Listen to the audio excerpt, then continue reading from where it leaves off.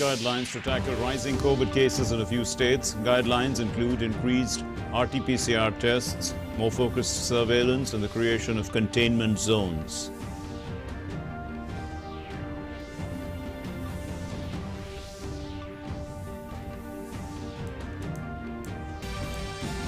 BJP holds high-level meeting of office bearers. Prime Minister Narendra Modi attends the inaugural session. Meeting focuses on new farm laws and upcoming assembly polls in 5 states.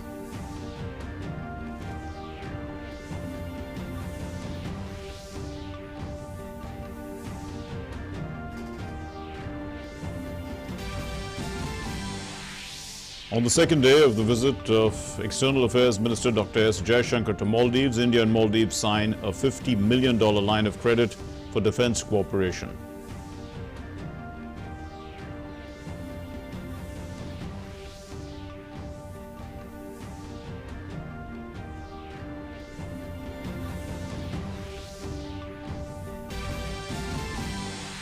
Ongoing protests in Myanmar take a violent turn as 2 protesters die in police firing on Saturday, taking the total number of protesters killed in Myanmar to 3. Protesters take to the streets at many places across the country, with various sections of society demanding an end to military rule.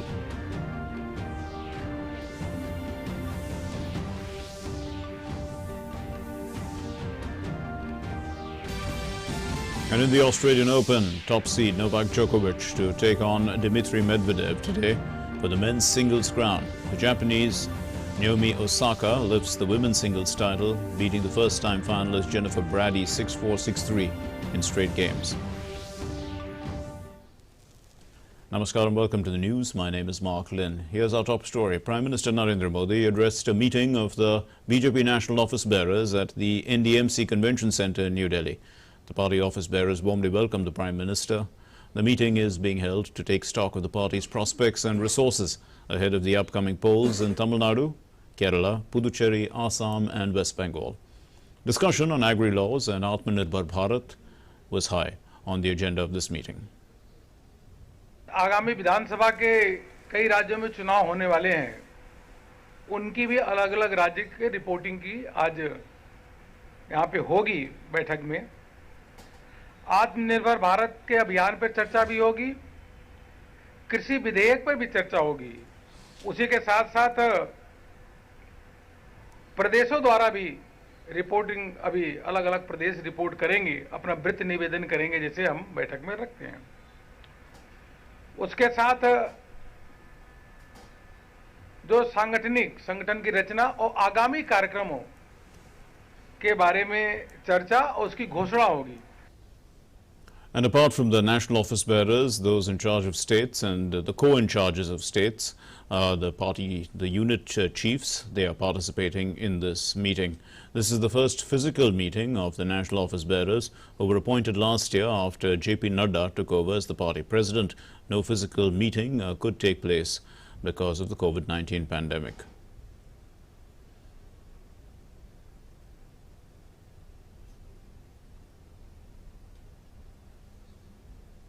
The 10th round of Corps Commander level talks between India and China concluded at 2 a.m. Indian Standard Time, and the 16-hour talks were held on the Chinese side of the line of actual control in Moldo. The 2 sides discussed disengagement from other friction points including Agogra and Hot Springs, along with the line of actual control in eastern Ladakh. Earlier this week, the Indian Army had shared visuals of structures built by the Chinese troops being dismantled, and also the heavy armored vehicles and tanks moving back from the north and south banks of Pangong Tso Lake in eastern Ladakh.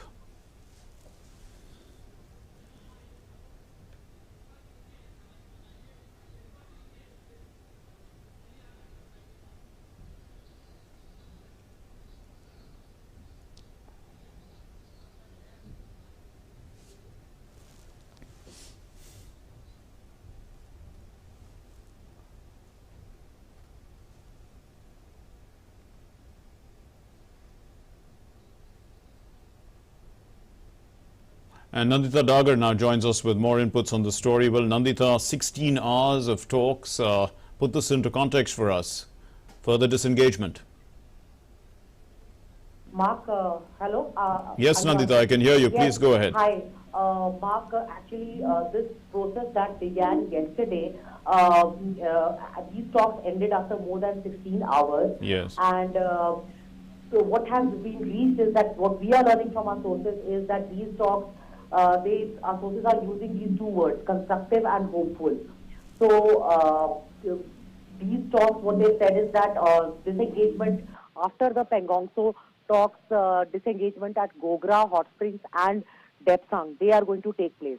What has happened is that the Chinese have come to the negotiating table primarily due to three reasons. First, that the resolve that the Indian side showed and did not budge from the heights, contrary to what the Chinese were expecting. Secondly, the action of 29th, the preemptive action of 29th and 20th of August, that where the Indians captured the heights of Kailash ranges, that turned the tables and forced the Chinese. It gave us a bargaining chip, and the Chinese then were on the back foot, and it took them by surprise. That is why they were very keen on a disengagement. So, the Depsang is the thing that was discussed yesterday. The top item on the agenda was Depsang peace. That's because Depsang is a very strategic sector for India. Hypothetically, if China and Pakistan collude, they can actually cut off India's access to Siachen Glacier. Yes. And the Daulat Beg Siachen Glacier and the Karakoram ranges. The Daulat Beg Oldie airstream also, as well as the Durbuk Shok Daulat Beg Oldie road. And therefore, also this is important because this is the place where the disputed territory is the maximum. There is maximum difference between the perception of the LAC between the Chinese and Indian side. And therefore, 90% of the time was taken by Depsang yesterday. And then other Gogra and Hot Springs were also discussed. The Indian side was keen that disengagement be carried out at a faster pace than last time. Yes. And the frequency of talks, will they increase now, Nandita? Because if there aren't talks, then basically the level of misunderstanding could increase, and that could lead to a further, an escalation in a sense. And we are now actually disengaging. So the process of disengagement should be accompanied by more frequent talks, one would think. Yes, you're right actually, Mark. This has been spelled out on several occasions, not just by our Defence Minister, but our Foreign Ministry statements, as well as the joint statements that our Foreign Ministry ministers and Defence Ministers have issued. That the larger bilateral, it is incumbent for the relations or the bilateral relations to be peaceful. For that, it is incumbent that there is peace and tranquility on the border. Yes. And for that, this disengagement is very important. Yes, you are right, because the taking stock of the disengagement as it happened after the first phase, which was the north and southern shores of Pangong. So after that, within 48 hours, as a Corps Commander level talk was held. In the same way, we are expecting that when the second phase of disengagement is over, we are expecting more Corps Commander level talks, because sources from the army have told us that this is a process that could take months. One should not expect it to be completed in 1 or 2 months, and it could take some significant amount of time, because Depsang is a very tricky issue, and the Chinese could play hardball over there. Okay, we'll leave it there. Thanks very much, Nandita Dagar, for those inputs. Moving on then to our next story. India has been witnessing a rise in the active caseload over the past few days. More than 74% of the active cases in the country are in Kerala and in Maharashtra. Of late, it's been seen that there has been a spike in the daily cases in Chhattisgarh and Madhya Pradesh as well. Punjab and Jammu and Kashmir too are witnessing a surge in daily new cases. The centre has advised all these states to work on 5 major areas, and these are: improve the overall testing numbers by focusing on increasing the proportion of RT-PCR tests. All negative rapid antigen tests results to be mandatorily followed by RT-PCR test, and no such negative persons are to be missed. Refocus on strict and comprehensive surveillance as well as stringent containment in selected districts. Regular monitoring of mutant strains through testing followed by genome sequencing, as well as monitoring of emerging clusters of cases. Focusing on clinical management in districts reporting higher deaths, the statistics justify the advisory to the states. And in the last 4 weeks in Kerala, the average weekly cases have fluctuated between a high of 42,000 to a low of 34,800. And the district of Alappuzha is a cause of special concern, where the weekly positivity rate, it's increased to 10.7%, and the weekly cases 2,833 it's increased to. In Maharashtra, in the last 4 weeks, the weekly cases have shown a rising trend as well, increased from 18,200 to 21,300, and the positivity rate the weekly positivity rate, it's increased from 4.7% to 8%, and the areas of concern are Mumbai, suburban areas that is, and where the weekly cases have risen by 19%. In Nagpur, in Amravati, Nashik, Akola and Yavatmal, the weekly cases have increased by 33%, 47%, 23%, 55% and 48% respectively.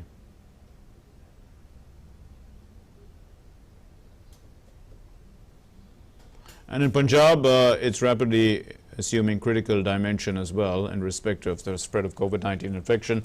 In the state, in the last 4 weeks, the weekly positivity rate has increased from 1.4% to 1.6%, while the weekly cases in the last 4 weeks have risen. They've risen quite from 1,300 to 1,682. 5 states and union territories have weekly positivity rates more than the national average, and the national average is 1.79. So Maharashtra has the highest weekly positivity rate, 8.10 at the current time. So Maharashtra continues to witness that surge in cases. 849 cases were tested positive for COVID-19 in Pune on Saturday. As a result, the district administration has imposed a night curfew. This is between 11 p.m. and 6 a.m. The administration is not allowing any public movement in the night except those involved in essential services. All schools and colleges will remain shut till February the 28th.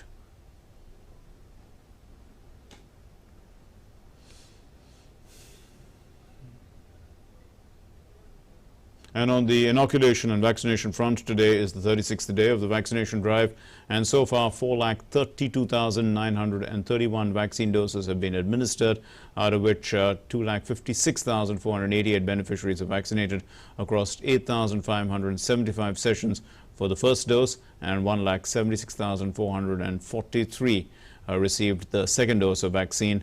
60.04% of those who have received the second dose are concentrated in 7 states.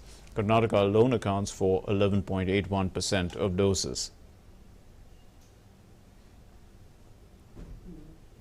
And Yogesh Sheetal now joins us with inputs from Mumbai. Yogesh, the number of cases are increasing in Maharashtra. What is the government's immediate plan? Yogesh?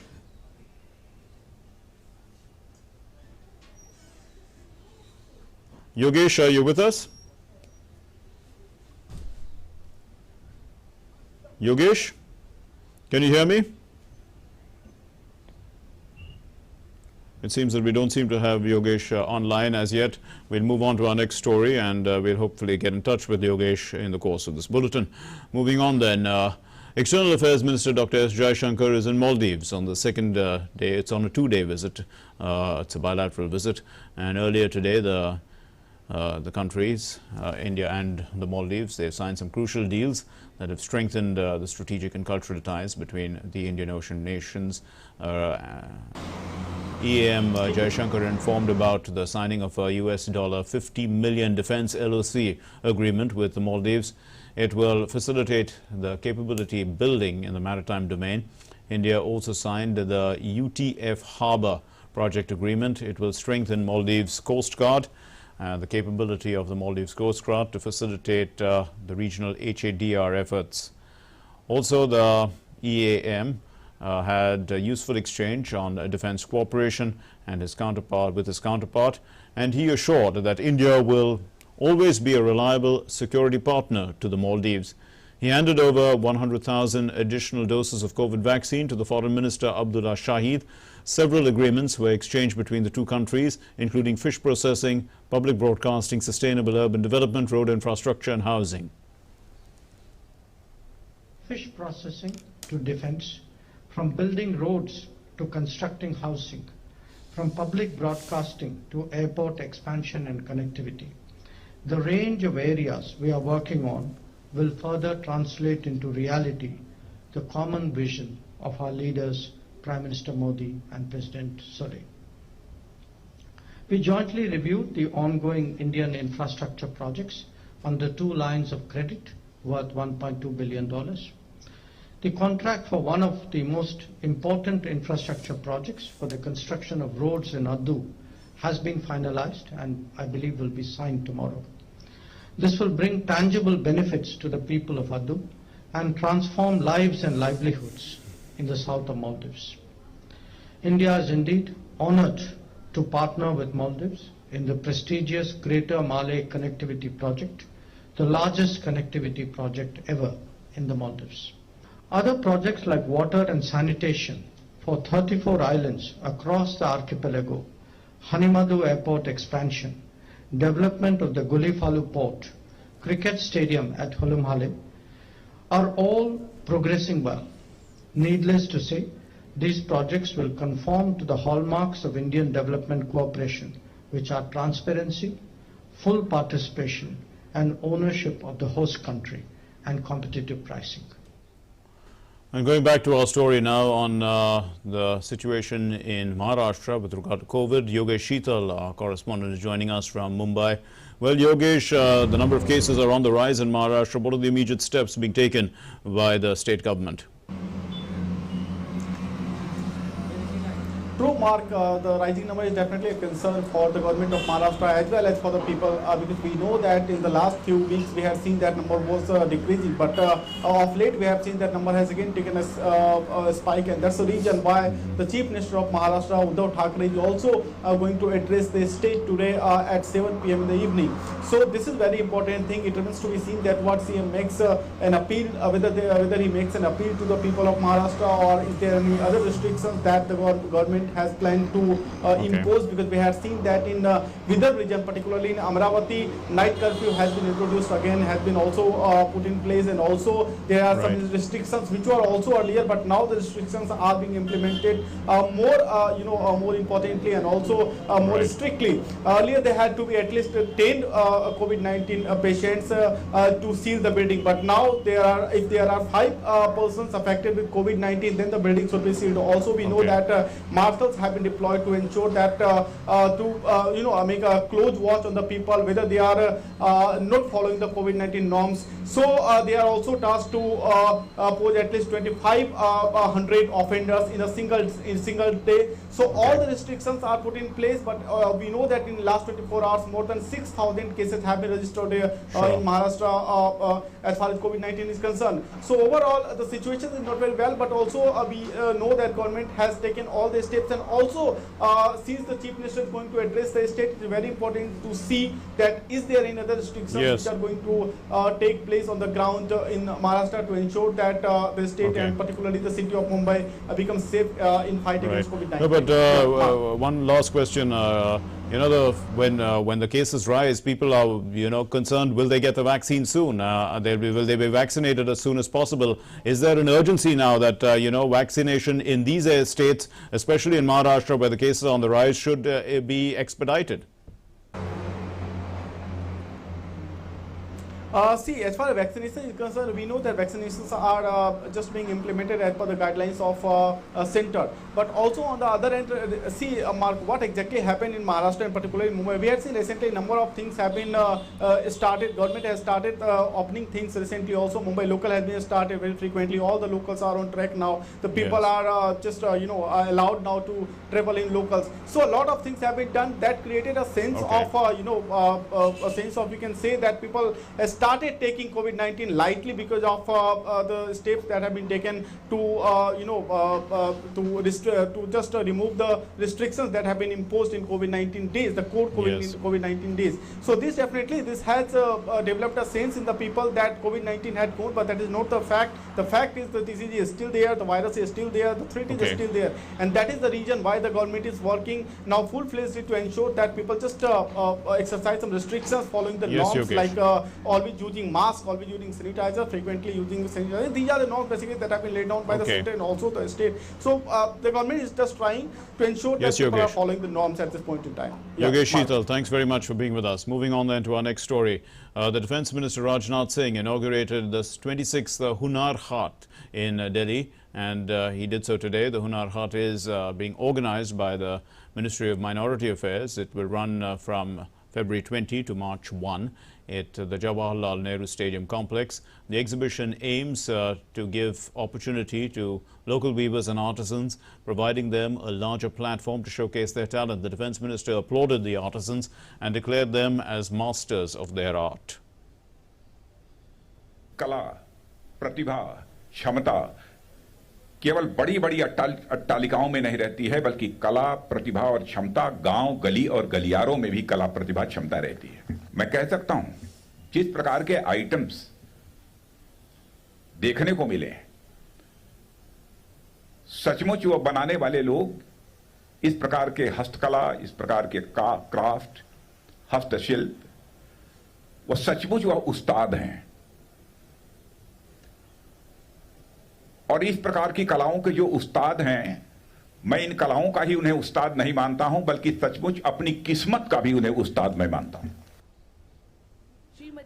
The Defence Minister also said that so far 80,000 crore rupees are being spent every year on village and cottage industries. The government aims to increase this to 5 lakh crore rupees in 2 to 3 years' time. इनकी बहुत ही महत्वपूर्ण भूमिका देश की economy में भी है। Contribute ये कर सकते हैं, जीडीपी में कंट्रीब्यूट कर सकते हैं। हमारी सरकार ने उस पर अब विशेष तवज्जो दी है। हम इसका विकास करना चाहते हैं। अभी तक विलेज इंडस्ट्रीज का पर ईयर का जो टर्नओवर है अप्रॉक्सीमेटली 80,000 करोड़ है, 80,000 करोड़ है। हमारी सरकार ने लक्ष्य निर्धारित किया है कि 2-3 वर्षों के अंदर ही हमको इसे 5 लाख करोड़ रुपए तक का टर्नओवर के लक्ष्य को हमको हासिल करना। हमारे प्रधानमंत्री ने भी इस ओर इतना ध्यान दिया है। Well, that was the Defence Minister Rajnath Singh inaugurating the 26th Hunar Haat in Delhi. The Hunar Haat will run, as we said, from February 20 to March 1 at Jawaharlal Nehru Stadium. Moving on then, continuing with the post-budget interactions, the Union Finance Minister Nirmala Sitharaman interacted with members of the Bangalore Chamber of Industry and Commerce in Bengaluru. And the minister is in Bengaluru on a 2-day visit to hold post-budget interactions with industrialist members from various chambers of commerce and entrepreneurs as well. So in her address, she said that India has distributed vaccines to over 100 countries. And she also said that vaccines are a perfect example of public-private partnership in the country.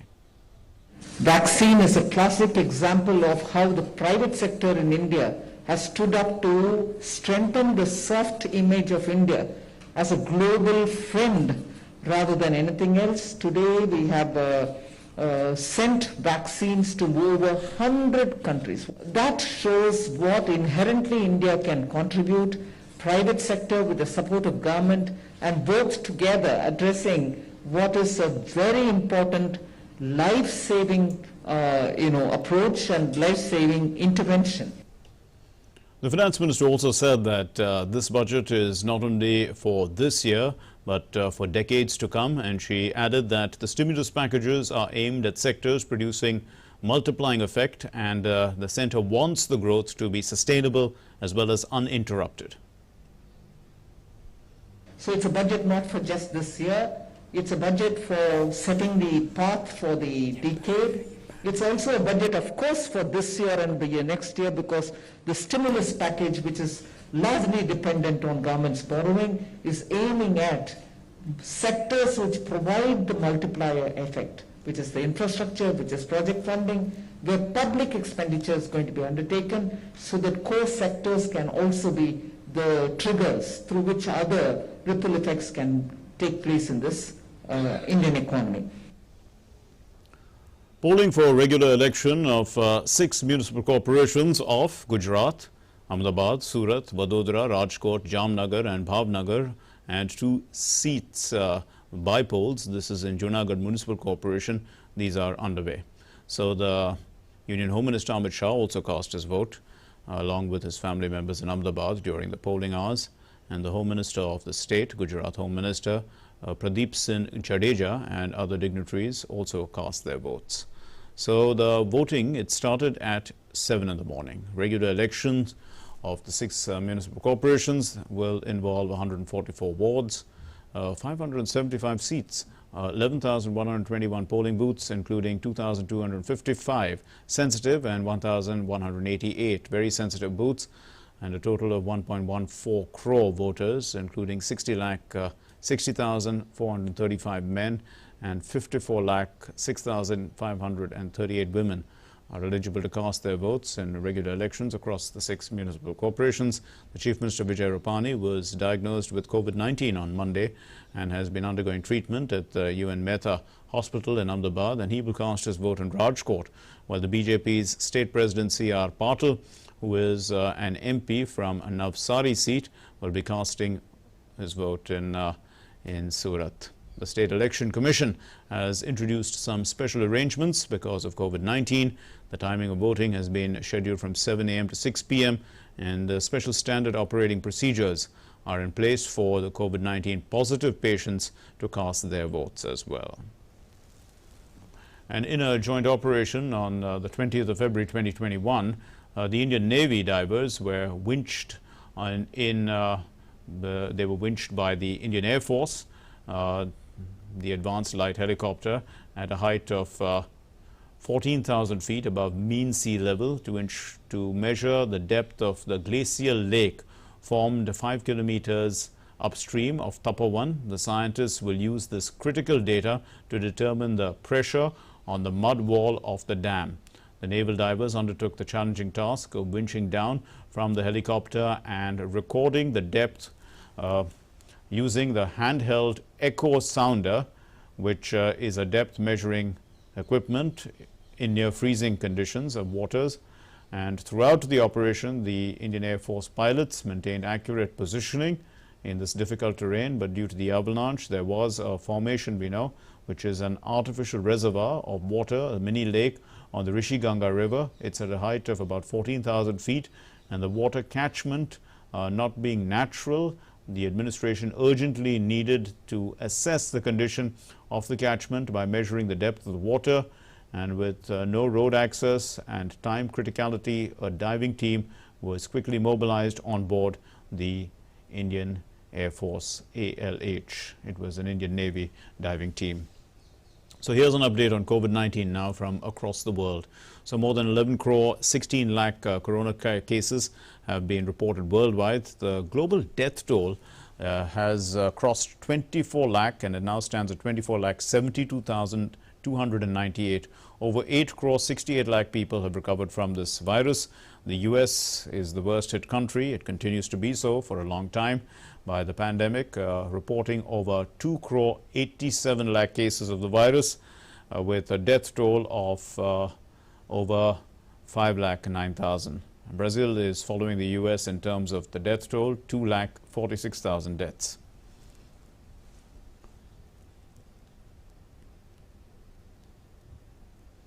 And that concludes this news bulletin. Thanks for your time. Namaskar.